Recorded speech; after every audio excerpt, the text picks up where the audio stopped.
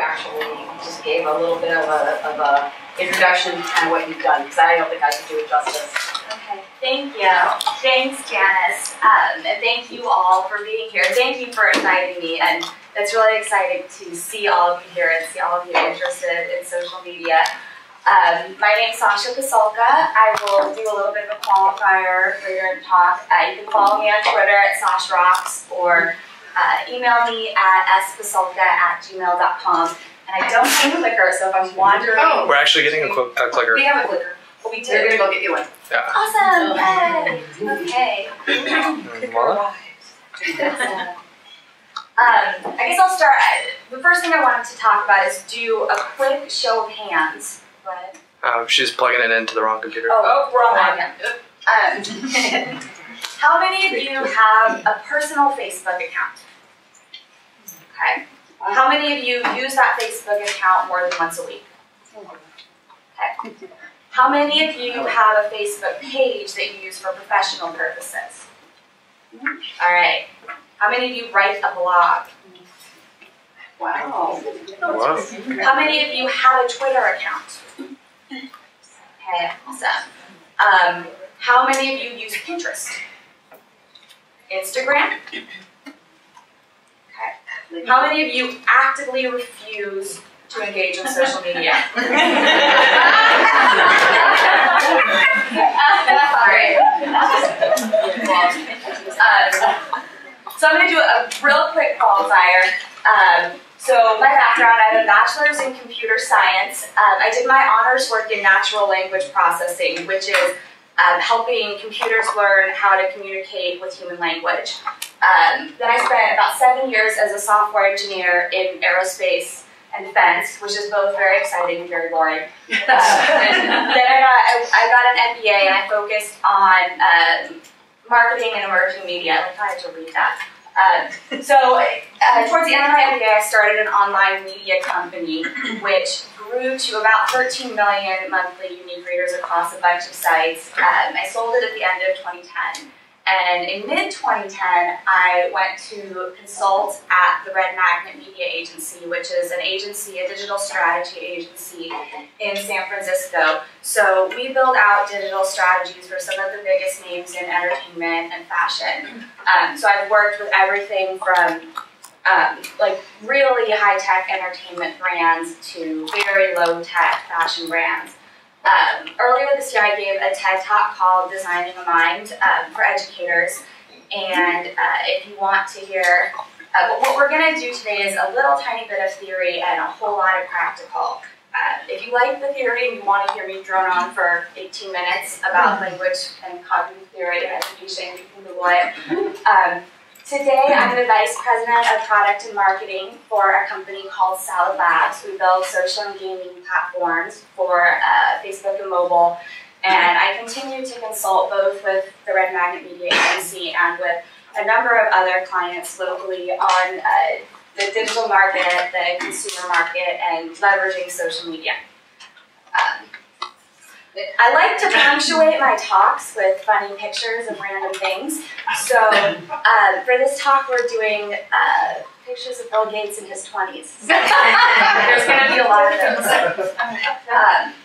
right, so just a little bit what I'm going to talk about. I'm going to talk about social media as an emerging language. I'm going to talk about best practices for social media. This is going to be more long-term, larger scale best practices for developing a personal editorial strategy on social media. I'm going to go through some specific ideas for incorporating social media in the classroom, and then we'll open it up to questions. Social media as an emerging language. You may have heard the term digital native. And what this term refers to is this new generation of students and young workers who don't remember a world without the internet, without cell phones, without text messaging. And I actually think that this photo doesn't reflect reality. Because a digital native would never make a voice call. She would send a text or a tweet or post a photo on Facebook. Because it turns out that's a much more effective way to communicate data than making a voice call. I I use this photo a lot. This is the photo of the Chauvet Caves. They are, it's the oldest known cave paintings. They're about 30,000 years old. It's exceptionally well preserved. It's exceptionally beautiful. And it clearly took someone a great deal of time to create it. So I use this slide to segue into Twitter. Because the tweet you see here contains the same information you see here. It arguably gives you better insight into the mind of the speaker. It took a fraction of the time to create. It's accessible to exponentially more people, and it uses fewer resources. And I think that's an important point to make, because I think it's easy to look askew at things like Facebook and Twitter and the language that's developing around them. And I think it's really important to keep in mind that the goal of communication, the goal of language, is to communicate information quickly and precisely. And if you look at the way that language has evolved over the course of human history, our ancestors have continued to iterate on grammar and language in a way that allows them to communicate more information more precisely in less time. I call this fluency in the language of data exchange. And I think it's a really powerful thing, and it's a language that these digital natives have become fluent in. And they've leveraged this infrastructure, this grammar we've built on technology to communicate enormous amounts of information in a very short period of time. And that's really powerful stuff, and it's really exciting stuff, and I'm very passionate about it. So what if I didn't have a cell phone in Europe, right?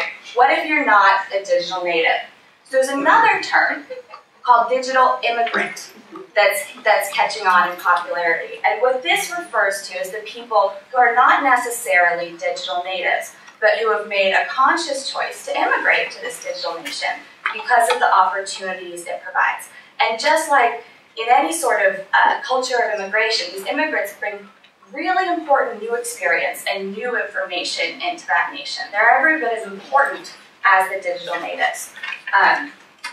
So I'm assuming that some of you in the room would consider yourselves digital natives. Some of you would maybe consider yourselves digital immigrants, and some of you are just absolutely refusing to come over. And that's okay. They're all okay. So here's some common questions that I get about social media, just so that, regardless of which side you're on, no matter if you consider yourself really proficient in social media or if you've never used it before, I've worked with the entire spectrum. They are all teachable.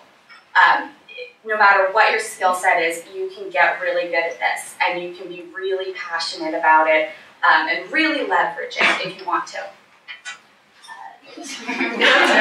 Bill Gates' mugshot, he was arrested for running a red light and driving without a license in New Mexico. So theory over, we're going to talk specifically about professional branding on social media and some best practices in that space. These are kind of the 5 broad topics I'm going to talk about: knowing your goals, choosing your platform, using your networking skills, don't be a wallflower, don't be a snob. So know your goals. This is true of anything, but I see a lot of people come to me and they say, what do I do with social media? And I say, well, what are your goals for social media? And they don't have an answer. And before you can start thinking about how you want to use social media and what you should be doing functionally, you need to think about what you want to do, what your goal is with that social media.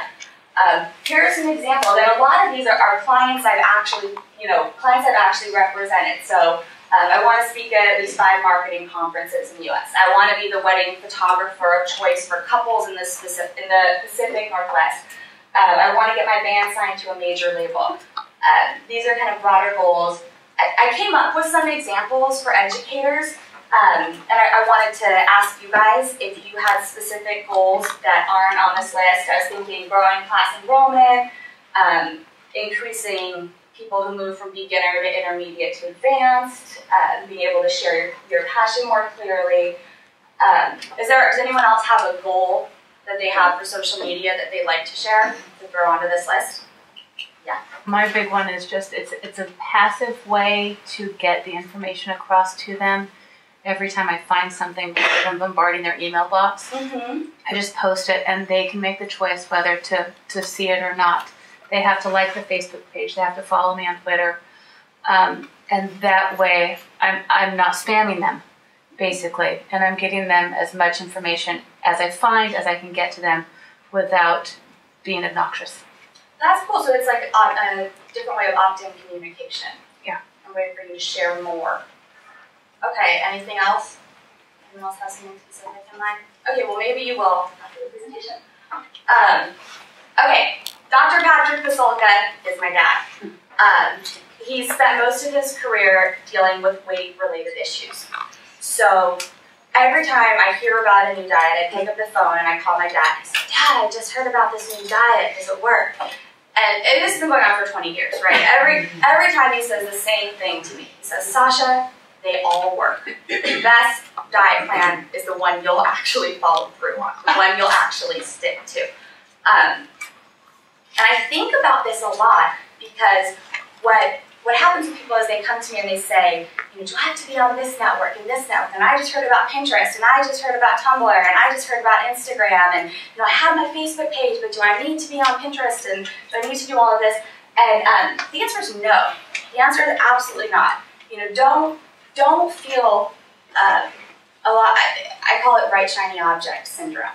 You hear about the new thing and you feel like you have to be on it, and you're failing if you're not. And that's absolutely not true. And when you think that, it's important to recognize, like, bright shiny object syndrome, I don't have to worry about it. You want to pick a platform that's going to work for you and that you're interested in, that you're going to engage on, that's going to be fun for you. So here's a couple of examples. So if you love to write, start a blog. If you hate to write, don't start a blog. And don't let anyone convince you that you have to start a blog. Get on YouTube, get on Pinterest, get on Instagram, get on Tumblr. If you love pictures, if you're one of those people that thinks a picture is 1,000 words, and you love inspirational posters, or you love, you're really inspired by pictures, do that. Focus on one of those mediums. If you're a great curator, if you're really good at finding lots of interesting articles from around the web that are pertinent to a specific audience, Twitter is great for that. You can absolutely do that on Facebook or on Tumblr, but Twitter is a great medium for that. If your audience is mostly over 40, you're going to find the majority of that market on Facebook, blogs, and YouTube. Some on Twitter, but for the most part, these are the best mediums to reach those people. And if you love having lots of conversations with lots of people, lots of one-on-one conversations with lots of people all at once, that's what Twitter is really great for. And a lot of people find they really take to Twitter for that reason. The next thing is be a good networker. And when you're approaching social media, it feels like it's a brave new world and the rules are all different, but they're really not any different. You guys all just attended a networking event, and it's absolutely the same rules apply to your behavior on social media. So invest in what other people are saying. It wouldn't be very nice for you to show up at a networking event and just stand in the corner and talk about you, and sell. When you go to a networking event, you have a conversation, you engage with other people's ideas, you ask questions. You say, how are you? What are you working on? Oh, that's an interesting point. You want to make sure to do the same thing on social media. I call this laughing at other people's jokes, but what it really refers to is recognizing when someone has said something interesting or funny or useful. On Facebook, that can be a like or a comment. On Twitter, it can be a retweet. On a blog, it can be a comment or sharing it to social media. But social media success is really dependent on not just pushing out your own content, but recognizing when somebody else has produced great content or said something interesting. And then I always say don't talk shop all night. I talk about the 80% rule. which is that, on a professional account, you want to talk about 80% things that are relevant to your audience, but it's okay to give the user some insight into your personal life. It's okay to talk about, and you don't have to, but it's okay and to some extent encouraged to share a little bit of who you are personally and what interests you, to be more than just a string of text. And if you're like, oh, I really want to post a lot of stuff that has nothing to do with my audience, start a different account. It's not that hard. If you're getting caught up in this, just run 2 accounts. The next one is don't be a wallflower. I love this picture. It's from some BBC show. I found it on the internet. Oh, okay. Pride and Prejudice. There you go. So these are just some tips about creating content. So in general, you want to create content at least 3 times a week. If you can't do that, it's not a deal breaker. Don't be like, I can't do it 3 times a week. I just can't be on social media. But a good rule of thumb is 3 times a week. And these are some tips for that. You can create a bookmarks folder in your browser so that whenever you find a topic you'd like to talk about on the internet, add it to your blog or Twitter or Facebook bookmarks folder. And then you can go back later and post it in your social media. Build a weekly or monthly editorial calendar so you don't have to think too hard. And I'm going to go into more detail about that on the next slide. Make recurring appointments on your calendar to focus on social media. So if you're having trouble getting started, set 3 times a week a 20-minute recurring appointment where you just sit down and focus on social media.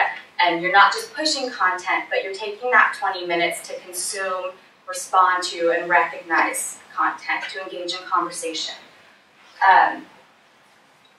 All of these things can be on your phone. Most of the blogging platforms right now, like WordPress and Blogger and Tumblr, allow you to post by email. So once you've chosen kind of where you're going to focus, put it on your phone, make it easier. So I'm going to talk a little bit about what I mean by editorial calendar. And I don't necessarily mean, plan exactly what you're going to say 2 months in advance. I mean, you don't want to, particularly as you're getting started, you don't want to be sitting in front of your computer thinking, what am I going to write about today? Because what you'll end up saying is, this is too hard, I'm not going to do it. So create themes for every day you're gonna post.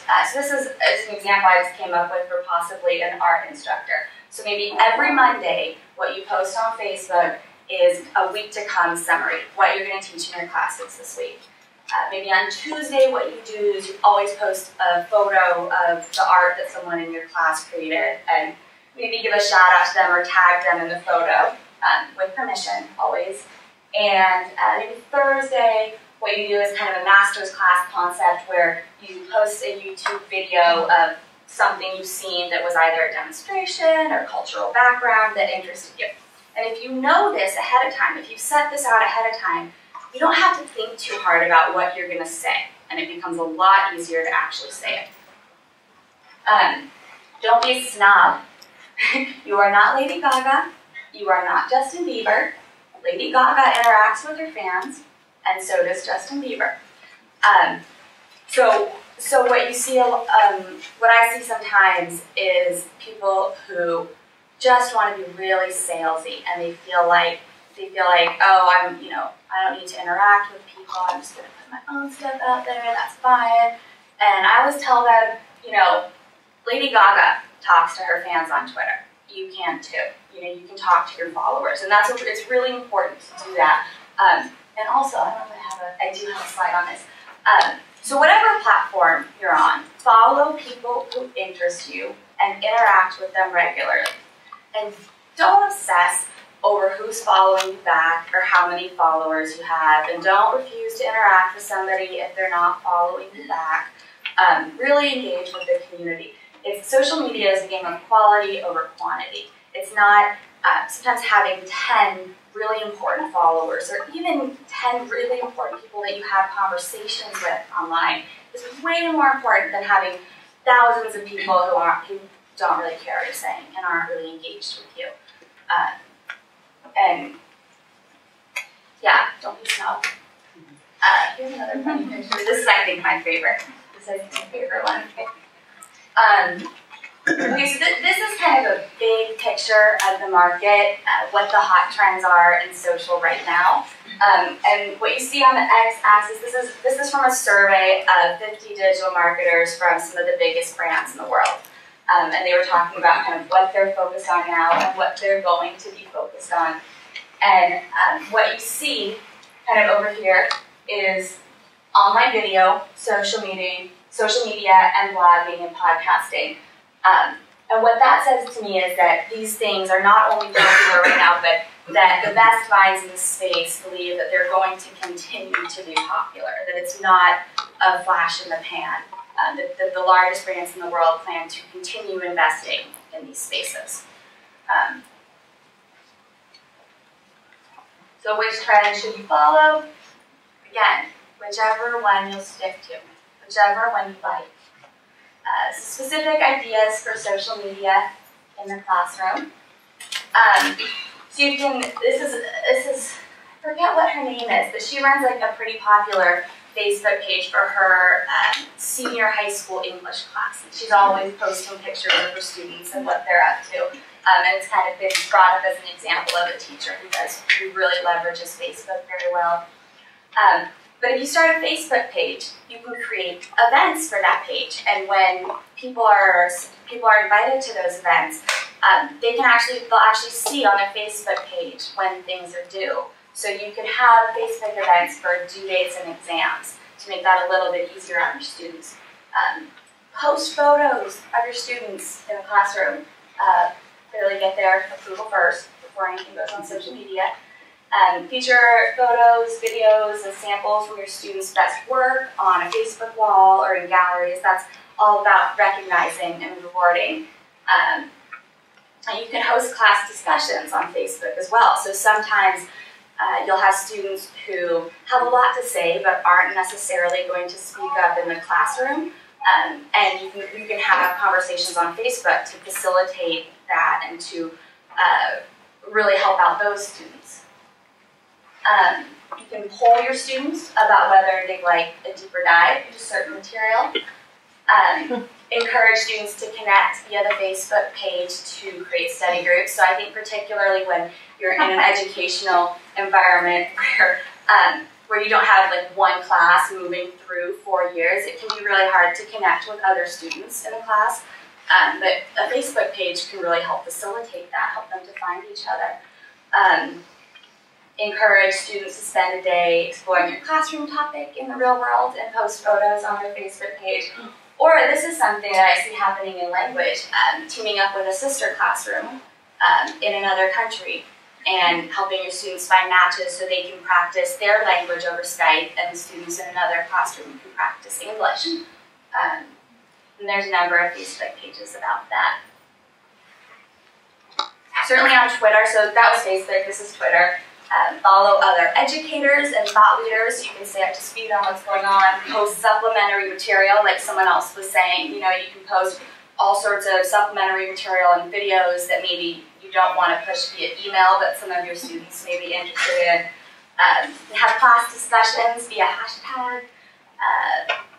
You can ask students to live tweet your class. You know, maybe give extra credit or some incentive for students to live tweet what's going on in class. And follow your students on Twitter so that you can maintain a relationship with them, not just during the class, but after the class. YouTube. You can record your lectures and post them on YouTube later so students can go back and review something and so other students can come in and find it. You can do YouTube privately so that only people with the link can view it. If you don't want to make it public, but making it public certainly makes it more discoverable and allows more people to learn about your class and what you're doing. On YouTube, you can create playlists of other content that you want your students to watch as homework. And you can create assignments around these. Or use YouTube to bring content into the classroom that's maybe more engaging than something you could talk about. Blogs. So if you don't know how to set up a website, that's fine. WordPress.com is one way to do it, and Tumblr is an even easier way to do it. Really simple user interface. You don't have to know anything about code. Just sign up and they'll get you set up right off the bat. And you can create a blog for your class where students can get the latest assignments and information. What I've seen some educators do is ask their students to create blogs. This is also kind of a good marketing tactic for your class because if your students are proud of their blogs, they'll want to share them and you'll get more eyeballs on what's going on in your classroom. Publish great student work on your blog. Even, you can take sections from great essays, take photos of what's going on in your classroom, and highlight that, and encourage class discussions in the comments. So here's, kind of a few just tools, tips, and tricks. Facebook and Twitter both allow you to schedule posts in advance. So what you can do, if you want, is allot 30 minutes on Monday morning and write 3 days worth of blog posts and schedule, or 3 days worth of Facebook or Twitter posts and schedule them all. I would still strongly encourage you to devote time to actually reading your Twitter feeds and engaging, but don't feel like if you can't be at your computer right now, you can't post. You can use a program called Bitly to actually track shares and clicks of a link. So if you want to see really easily which links are doing best, which links are being shared, what's really engaging, Bitly does that really easily for you. You don't have to think too hard about it. I think this is kind of an underappreciated concept, but make your social media pretty. It doesn't take long to set up a cover photo on Facebook or a custom background on Twitter. Again, you don't need custom computer skills to do this. They're pretty easy to do. And it really makes a big difference, and it shows that you have invested in your social media. And don't feel like you have to do it all yourself.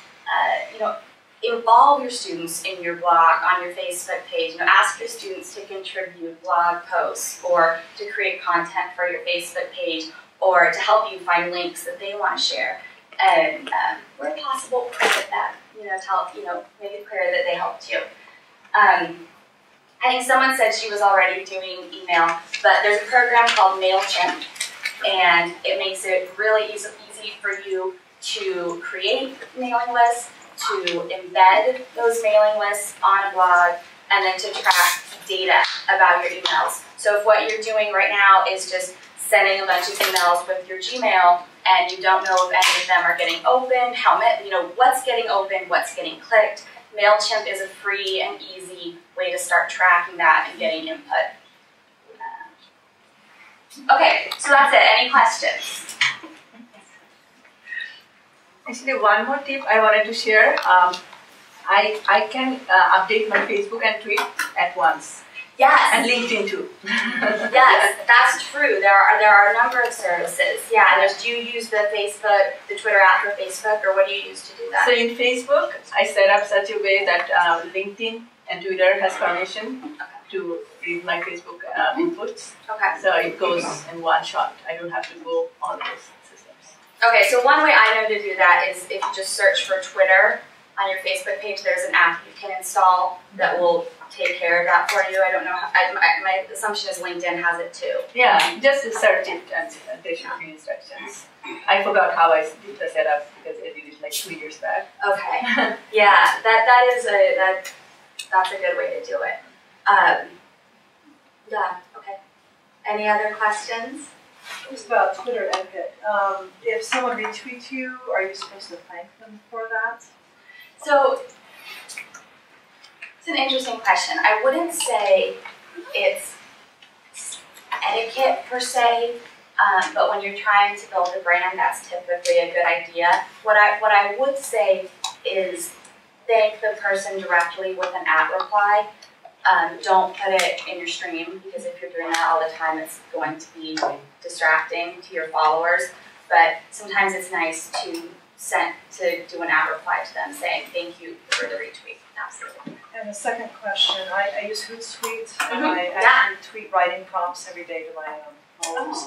awesome. But I do it once a day, and I wondered, is it okay for me to? I do 6 a.m. because most writers I know are early morning writers. But can you repeat your tweets, and is that acceptable? That's interesting. It's an interesting question. Generally, I would say that's not advisable, but social media is very case by case, and if the input you're getting from your students is, hey, I don't get the 6 a.m. one, can you do it in the evening, and you start doing that, and you don't see a lot of people unfollowing you, and you don't get user feedback, like, hey, that's annoying, keep doing it. Absolutely. And that's actually a good thing to do in general with Twitter and with Facebook, is to test different times of day. You might find that 6 a.m. is a great time. Sometimes noon is a good time. They say that most Facebook pages are most active between 9 p.m. and 10 p.m. because that's when people have free time. So sometimes it's fun or smart to test different times and see what's really working. Anything else? What about, I mean, I'm sort of more of an observer, I'm not actively involved in the world, but just as a disclaimer, but if you have folks, how can you tell if they're following from, say, I was chatting with one of the instructors who is using it, are they from in Europe or they're, in a different time zone, and say you do your 6 a.m. tweet, or vice versa, you do a 10 p.m. tweet and it's midnight on the East Coast. I mean, thinking about things like that, are there ways to, I guess, track where your followers are coming from, or ways you would recommend engaging from the global community that may be following you? Yeah, do you mean on Facebook or on any platform, I guess? Yeah, so on Facebook, Facebook pages have, you won't see this on your personal account, but you will see it on a page. At the top, you'll see what's called Facebook Insights. I'll just say Insights. And that will give you very specific analytics, very easy to view analytics about where your followers are. And will tell you information about male and female, what age range they're in, what countries they're in, and even what cities they're in. So you can get a good sense of that from that information. On Facebook, what you can do with pages is geo-target your posts now. So if you were really really concerned about time frames, you could schedule a post to go at 9 a.m. Pacific time and schedule it just for East Coast states, and do another one for 6 a.m. Pacific time and have that go to West Coast states. You could do other times for international. You can split that up very clearly on Facebook. You want to be clear though that, and the other thing you can do on Facebook actually is target by language. So if you want to send a tweet to only users who have, who have English as their language, you can do that, and then do another tweet that goes to users who have Italian or Portuguese or Spanish as their language.